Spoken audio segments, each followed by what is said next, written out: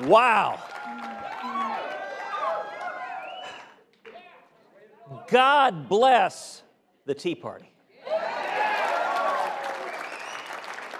But I'm a little bit confused. I could have sworn I read in the New York Times that the Tea Party was dead.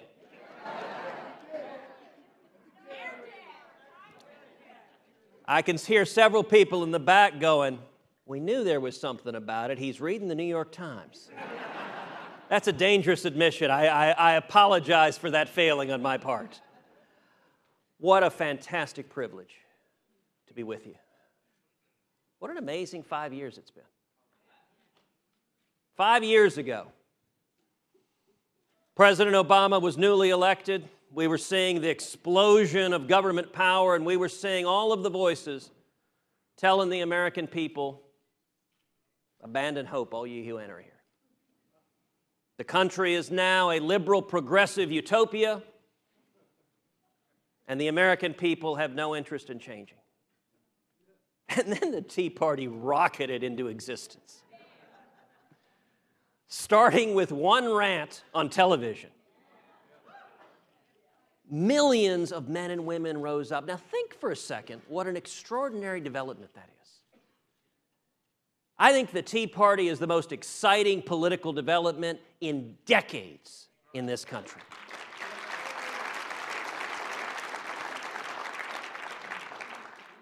And all of you know, look, the great thing about the Tea Party is it arose from the people. It's not top down, which, by the way, confuses the heck out of politicians. There's a game in Washington. It's not complicated. If there's any new force in town, you just go and take whoever the poobah is, and you co-opt them. It's a game Washington is very, very good at. The fantastic thing about the Tea Party, look, I remember running for office in 2011, 2012 in Texas.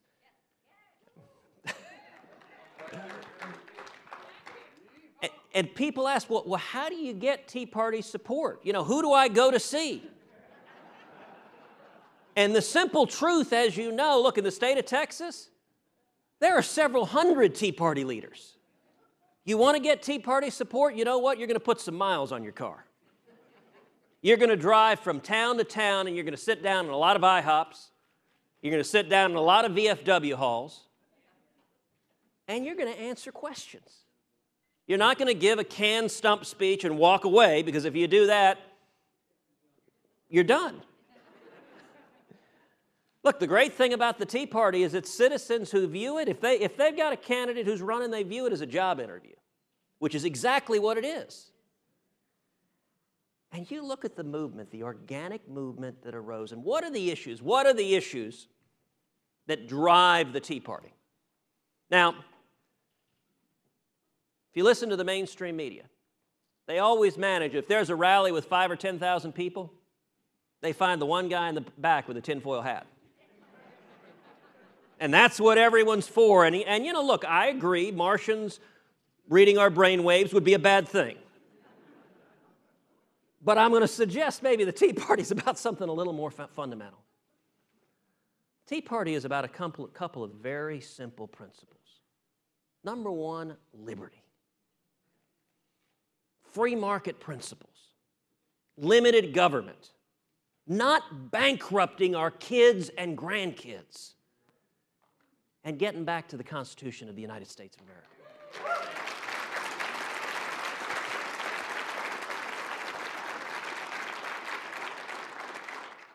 Hands down, the most exciting and the most important thing that has happened in politics in recent years has been the rise of the grassroots.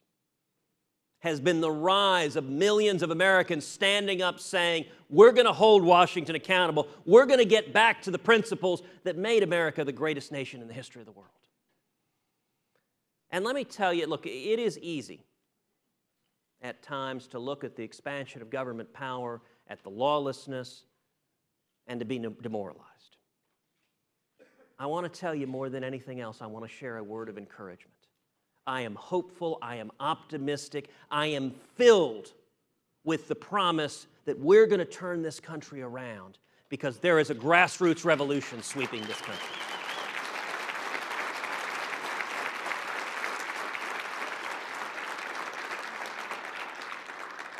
You know, if you think about last year and the fights in the Senate, I was very proud that the first time I had the chance to speak on the Senate floor was standing side by side with my friend Senator Rand Paul and his epic filibuster on drones.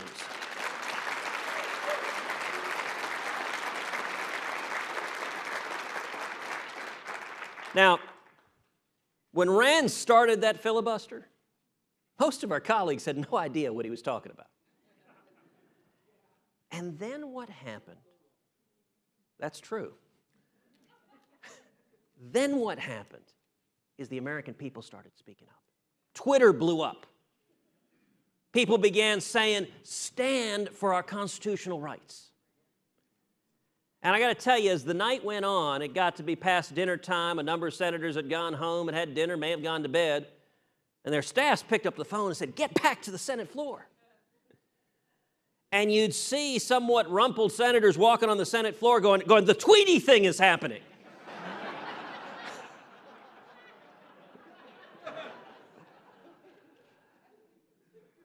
And as a result of the American people standing up, the next day, President Obama was forced to do what he'd refused to do for 3 consecutive weeks, which was to admit in writing that the U.S. Constitution limits the authority to target U.S. citizens.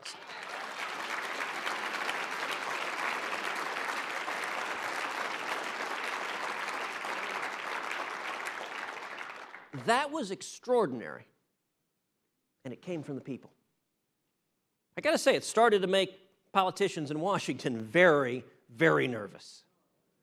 They didn't quite know what to make of it, and then you think of the next big fight we had last year, which was the fight over guns.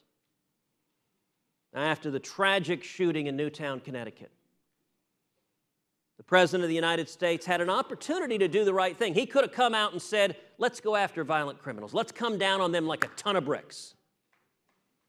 But he didn't do that. Instead, he used it as an excuse to try to go after the Second Amendment rights of law-abiding citizens. And I have to tell you, in Washington, conventional wisdom following that tragic shooting was that this was unstoppable. First several Senate lunches we had, everyone was sitting around going, the momentum is all with the president. There's nothing we can do. We need to get out of the way. And then something incredible happened. The grassroots began standing up. The Tweety thing. And even better, senators went home to their home states on recess. And when they got there, y'all showed up. And they started seeing men and women from their states saying, stand up and defend our Second Amendment rights.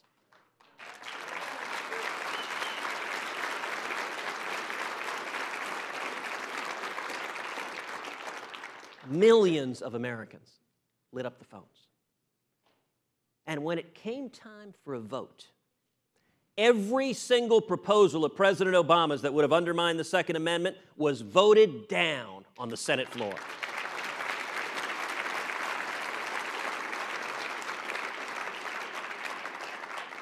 That was y'all's victory. It was the power of the grassroots. And I'll tell you, the most dramatic demonstration of it last year was the battle over stopping the disaster that is Obamacare. Now, if you listen to the media, if you listen to the Democrats, although I repeat myself,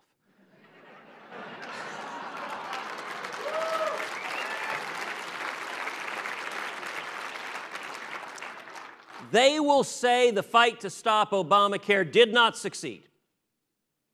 Really? You know what? I'm a big believer that the proof is in the pudding. Last fall, millions of Americans rose up and said, stop the disaster that is Obamacare. Over 2 million Americans signed a national petition and melted down the phone lines in Washington, D.C.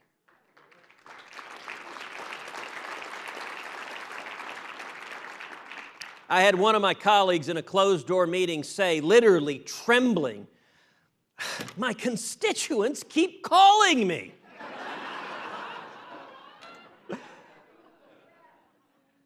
I'll confess it's one of the few times in Washington I found myself speechless. As a result of millions of Americans rising up, together, we elevated the national debate of the incredible harms Obamacare is visiting on millions of Americans. There is no more destructive law that has caused millions of Americans to lose their jobs, to be forced into part-time work, to lose their health care.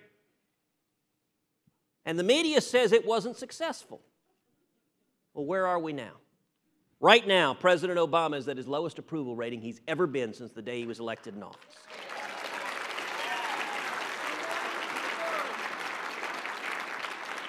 Right now, Obamacare is at its lowest approval rating it's ever been since the day it was signed into law. It has plummeted in popularity among young people. It has plummeted in popularity among Hispanics. It has plummeted in popularity among independents. Heck, it has plummeted in popularity among Democrats. They are running fast. You know, I think it is often a good barometer of where the country is to watch the late-night comics. Last fall, Jay Leno said, So, President Obama called me. He said, Jay, if you like your job, you can keep it.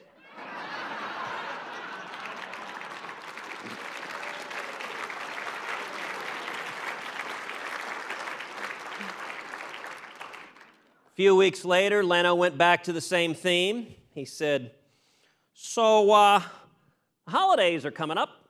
Thanksgiving. You know, the first Thanksgiving, the Pilgrims said to the Indians, if you like your land, you can keep it.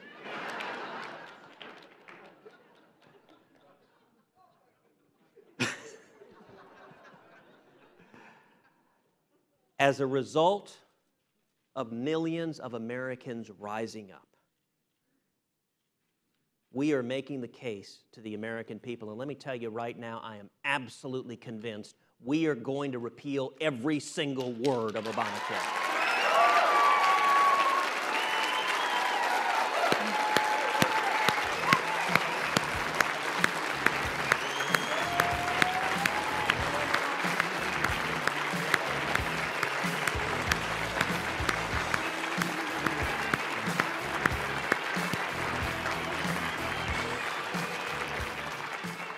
That is because of you. There is nothing that scares politicians more than the men and women gathered in this room. But let me say this, liberty is never safer than when politicians are terrified.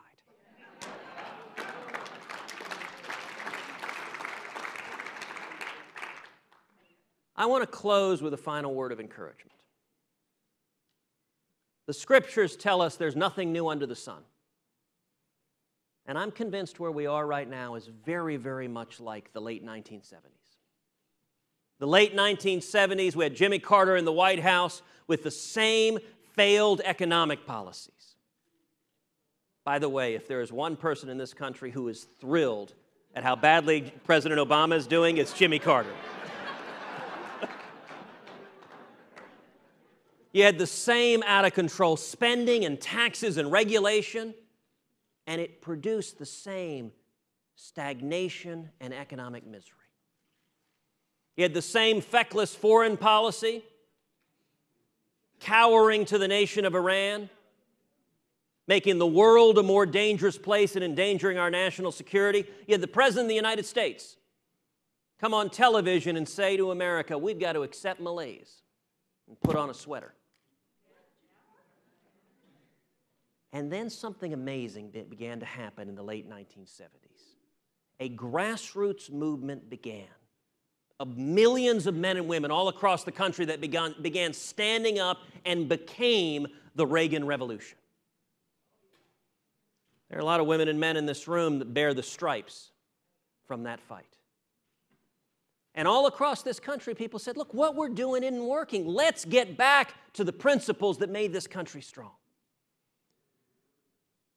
One of the great blessings of having the opportunity to represent the great state of Texas in the Senate is that I have the opportunity to travel the state of Texas, to travel the country, and let me tell you, the same grassroots movement, the same awakening is happening all over again.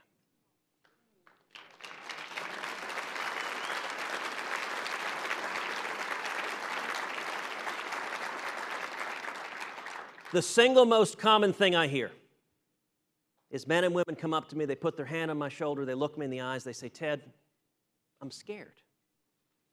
I'm scared for this country. We're bankrupting this country. My kids and grandkids, if we keep going, are not going to have the freedom and opportunity we have been blessed to have." And let me tell you, it is because of those men and women, it is because of the men and women in this room that we're going to turn things around. The answers will not come from Washington. The only place they can come from is the American people. And so I want to encourage you, take all of the passion and love you have for liberty and double and redouble it. Because the time has never been greater and the American people are waking up in overwhelming numbers. Together, what we've got to do is make D.C. listen. And I will tell you, it is the singular honor of my life to be able to stand shoulder to shoulder with each of you, fighting to bring back free market principles, to bring back liberty, to bring back the constitutional protections that have made the United States the greatest nation in the history of the world.